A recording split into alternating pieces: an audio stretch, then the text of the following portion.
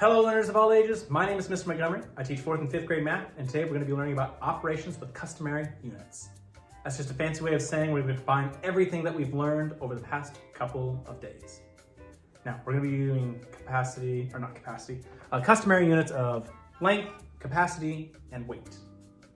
So I would recommend using your book, not really as a cheat sheet, but more as a tool to figure out what the conversion rate of each one is. I don't have enough space on my board to write all of them at this time.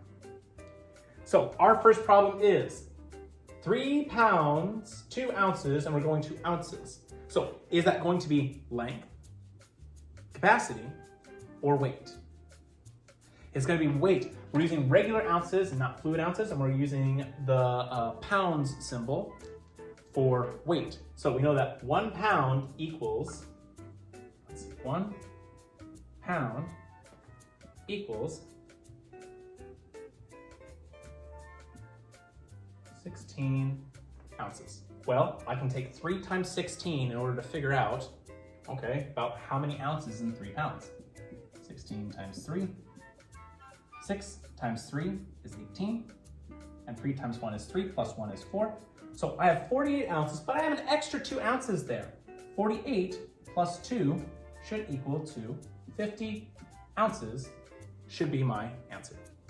Let's take a look at another example. I have 1 quart and 1 pint is equal to how many cups? Well, we know using our context clues, we have quart and pint and cup. That means we're going to be doing units of capacity. So when it comes to capacity, it says 1 pint is equal to 2 cups. Well, I know that this is 2 cups. But I need to know how many quarts are in a cup, or how many cups are in a quart, excuse me. Well, we're gonna have to go from quarts to pints, and then from pints to cups. So I know that there is 1 quart,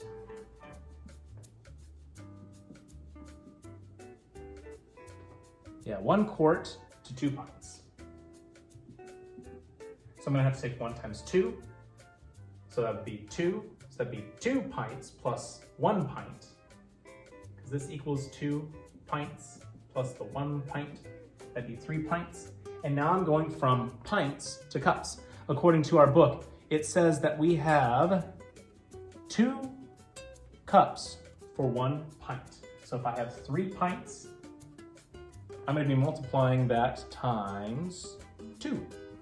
So 2 times 3 would be 6 cups. Let's do one last example using subtraction or addition in the middle. Now, some of your problems are going to be asking you to combine certain measurements together, and some of you are going to ask to be taken apart. Well, this one's going to be taking apart. I have 3 feet minus 6 inches equals how many inches? Well, first things first, we need to go from feet to inches to figure out how many inches are in 3 feet. I know that 1 foot is equal to 12 inches, so I'm going to have to take 3 times 12. So 12 times 3, well, 3 times 2 is 6, and 3 times 1 is 3. So that's 36 inches. But I'm going to have to subtract 6 more inches from 36, giving me 30 inches altogether. All right, my 4th grade friends, if we take a look at page 225 in our workbook, you'll see that we're going to be working on problems 1, 2, 3, and 9. 1, 2, and 3, the directions say rename the measures. Make sure that you're figuring out, is it a unit of length, a unit of capacity, or a unit of weight? And to help with conversions. If you need to use your conversion chart, don't feel ashamed. Adults do it all the time too.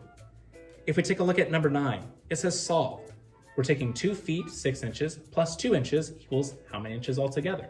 You're going to be figuring out how many inches are in a foot, multiplying that times 2, and then adding all the inches together to get your total amount of inches.